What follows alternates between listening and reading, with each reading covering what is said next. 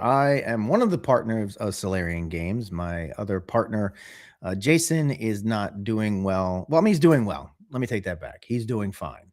His throat is not doing well, so he's still recovering.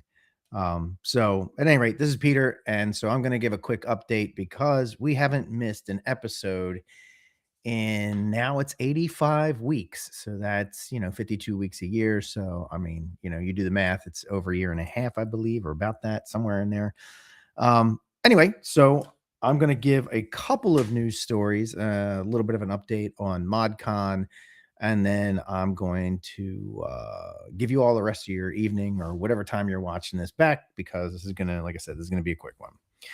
All right. So this week in news, in the gaming world news, D&D, the Red Wizards return in 2026 with Arcana Unleashed books. Now this is, this is pretty cool because the Red Wizards are, like a big thing in D&D. They were featured in the D&D movie, the recent one, and a bunch of different products. But anyway, so WotC announces 3 titles today, a Ravenloft book and 2 books featuring magic and the Red Wizards of Thay, Arcana Unleashed. So that's, it's pretty cool. The Red Wizards, blah, blah, blah, blah, blah. Let's see. It says here, okay, so WotC has unveiled its plans for 2026, at least most of them. At Gamma, WotC announced a seasonal format for D&D with 3 seasons, each centers around an anchor product, which is a corporate way of saying big D&D splat book. And accessories are at minimum loosely connected with books with the books in question. For instance, April kicks off the season of horror, which ends in June with the release of Ravenloft: The Horrors Within. And they're also got some other stuff for Horrors Within in another story that I have. After the season of Magic, there will be in this fall, there will be the umbrella title of Arcana Unleashed. The first Arcana Unleashed is a player-focused book, while the second Arcana Unleashed, Deadfall, is a campaign/adventure module that features the Red Wizards of Thay. So it should be pretty cool. The Red Wizards are great, evergreen enemy that you can use for your campaigns. Kind of terrifying at times. So let's see. So then there's these other products that Wizards is putting out.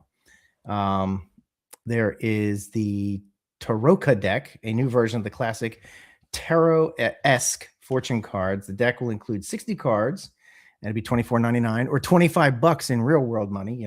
They always say $24.99, like I'm gonna think, 1 penny less. Also set for release in June 2026 is a Dungeon Master screen featuring artwork from Ravenloft: The Horrors Within. Now, there isn't any word on this having anything to do with Ravenloft, but it could just be the artwork and stuff for it. But there's no word one way or another. And then, of course, there's a new map pack, as I mentioned before, for Horrors Within, also set for release in June 2026. And that will also be $24.99. Imagine that. So contain 5 double-sided poster maps and 2 token maps, presumably pulled from Ravenloft: The Horrors Within. You think? So that is that story. Here's a cool one. Now, I don't know if you guys have been watching Critical Role's Legend of Vox Machina. I'm sure a lot of you have. But I've watched it. I thought it was pretty good. I didn't, it's really weird because I didn't think I would like it. It had that, I had that kind of look that I didn't think I would like it, but I really do. I actually really enjoyed it. I was surprised. So anyway, they are returning this summer. On June 3rd, a teaser was posted to Instagram and other social media sites today, largely teasing that the season would focus on the Whispered One, aka Vecna. Now, I must not have been paying attention properly because I didn't even realize that they were talking about Vecna, or I forgot something. I don't know. But apparently Vecna is going to be making an appearance, and the way they were planning things out initially from what I read was that he wasn't going to make an appearance till 5th season, which would be the final season. But apparently he's coming in early. So there must have been some kind of storyline that kind of got him to, push it up. Already confirmed for the fourth season is Wayne Brady as Tyrion Darrington, which is cool. Wayne Brady is awesome. Um, he was originally played by Sam Riegel. I don't know who that is. Uh, and then other guest stars for the show include Kevin Michael Richardson, Deborah Wilson, and Tom Cardy. Oh, it says here Brian's watching. He said he didn't clock Vecna either. Yeah, so I'm not alone. I was like, did I miss something? Was I drinking too much when I was watching this show or whatever? But apparently, I was not. Um, so that's kind of it for the stories. Like I said, I'm gonna keep it really really short. I do want to talk about ModCon coming up. It's on May 30th, and it's at Smith College in Northampton, Massachusetts. You should definitely check it out. There's plenty of spots still left open. It's a 1 day con. It starts at I think 9 a.m. I believe. Um, there's only 3 slots, so there's the morning, the afternoon, and the evening slot, and we are breaking for lunch and breaking for dinner. Um, right now, we haven't cemented this in yet, but the plan is that we're going to have one of these really cool, like tasty food trucks show up for lunch. At least that's what I'm pretty sure we're going to do. I think we have a muffin and coffee guy showing up. Maybe the truck shows up at dinner. I don't know, something like that. But we're gonna have a guy show up with coffee and muffins, and then a food truck. And I think that's it. I think that covers the meals. But um, and if you don't want to eat that, you can always there's places nearby you can go to. But we wanted to make sure that there was food on site that you could order, so you didn't have to go anywhere. And then there's going to be a nice little balcony out back that you can eat on. That really nice view, beautiful view. So it should be really cool to come hang out, play games, and then, just talk with folks and enjoy, network. Got a lot of games people have been signing up for.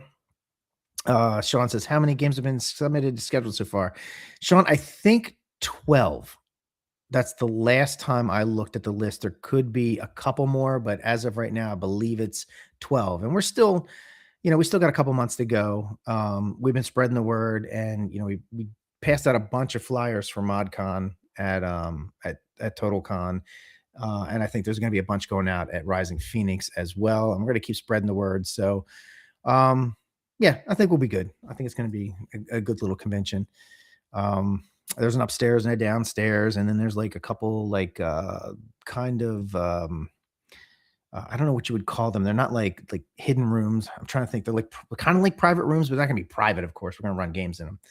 Um, Sean also asks, "Is there any top secret yet?" Yes, yeah, Sean. It's definitely some top secret. If nothing else, I can guarantee you, if nothing else, Jason will definitely run one. I'm gonna run an Agent 13 game, which is kind of like top secret, except it's set in the pulp era. It's based on Lucky 13, so that should be fun. And that's kind of about it. If anybody's in the chat right now, I'll be on for another couple minutes. You can ask any other questions you have. Um, but let's see what else. If you guys are part of the Patreon, you will have seen a bunch of really good stuff I'm really proud of. I took Scott Congable. Everybody's heard that name on the show. If you've watched the show, if you ever watched the show, Scott Congable's name. He gives out a special icon cell phone to all of his agents. When they go on missions and stuff, and they have options, spy options you can have in it. I took what he did and included all the stuff that he did, and then I did a bunch of digging and research on like what the current, like most advanced current technology is for cell phones, and what is coming in the next couple of years, because I figure Icon can have stuff that's cutting edge and maybe a little ahead of its time. Not science fiction, but I mean, like realistically could have in this time. And I included a bunch of that. I did a big write up on it. I mean, imagine it's like a 6-page post for it's like a 6-page post for a cell phone that your agents can carry. But I mean, it's it can be kind of your right hand man. So I thought that was kind of important. Also did the country of Mexico, and I wasn't going to do Mexico. I was going to do Albania, but because the organization I wanted to do, I came up with this organization called Red Viper Tequila. They are it's a tequila company, but the guy who runs it is kind of like a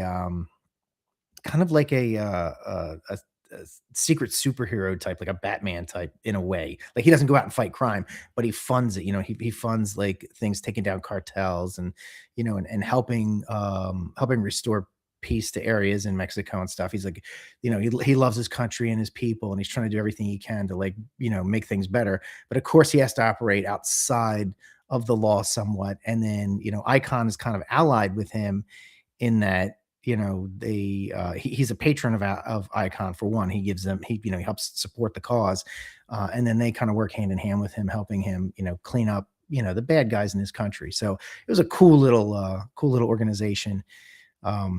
Something I think the Icon agents would have fun with. And then being that it's set in Mexico, I was like, all right, I guess I should do Mexico because they tie in so well together. I'll do Albania next month. Also threw in, now this is for the free members. This is for anyone who joins the Patreon. I threw in our beta rules for More Blood, the next game we're coming out with, and it's going to be coming out in the next. It was supposed to come out this month, but we're still like wrapping up stuff on the Tradecraft manual, and we want to make sure we focus on that. We don't want to get distracted from that because we told you guys we'd have it to you, this month. So we're trying to do the best we can to get that thing along. So no distractions. We're continuing with that. But as soon as that's done and everything's sent out, we will launch More Blood, and it's going to be awesome. I'm really proud of what I've done with that. What we've done with that, and but you can play the beta rules. I put 4 characters in there that you can play, and all the rules you would need to play an arena match with those 4 characters. So check it out, play it. Let me know what you think. Be happy to take any comments you have, positive, negative, whatever. And that's kind of about it. Brian says he loved the LiDAR that's in the phone. One of the things I did with the phone, I'll mention real quick, just because Brian brought that up. There was all these different camera options. Now I'm an engineer and I work with prototype stuff for the military. And I know how complicated optics can be, and how much room hardware and stuff takes up. And I know things are very micronized, but I saw these different camera options, and I realized, what will probably be most realistic is you don't want your agents to not have a camera, like a video camera or a photographic camera, because an agent needs that, like, really importantly. So they all come with a regular camera, but then you can swap out the different cameras for different pieces of technology. One of them being this advanced LiDAR. And Brian, that LiDAR is on the cusp. Like that was a tiny bit pushing into the future, a couple years into the future, but it's definitely on the radar. It's definitely something that wouldn't be too crazy for an agent to have. And then there was a couple other ones in there. There was like a bio scanner type thing, which was, so I work for the Chem Bio Center. I'm going to have to say that scanner was a little high tech, but whatever. It's fun. It's a game. There's no reason why it couldn't work if there was some, little extra technology discovery or whatever. But at any rate, so check out our Patreon. You really should join it. If you're playing Top Secret, you absolutely should join it. But we're gonna start putting some more stuff in there. One more thing. I introduced edges and shadows, which in some games they call it merits and flaws. That's something that's going into Agent 13 that works with the Lucky 13 engine. And I just kind of tweaked it a little bit so that it fit the Top Secret system, like specifically.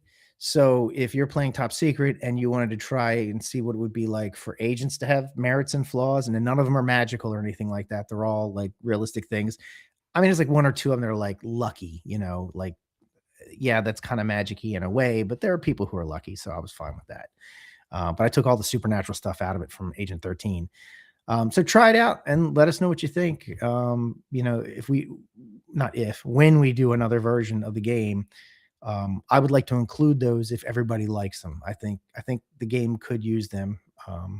But that's not a decision I'm making today. And, make sure that, Jason's on board with it and the fans are on board with it. And, especially Scott. If Scott's not on with it, then I'm like, I don't know. I'll have to reconsider it. But at any rate, that's it. At this point, I'm rambling. So, Jason, I hope your voice comes back. I mean, that was the big thing. He's feeling well, but his voice is just destroyed. So we didn't think we'd want to punish you guys by making you listen to him struggle to talk and cough and such. But healthy wise, he's good. He's doing good. Um, and that's it for this week. We will see you Sunday as normal on schedule. And hey guys, 85 episodes. Haven't missed a week yet. It's been a little tricky, a couple of them. Been a couple times where I've had to do the show with a guest, or Jason's had to do a show with a guest. This one just was, kind of last minute. Uh, so you got one anyway. So, all right, everyone, have a good rest of the week, and we will see you on Sunday.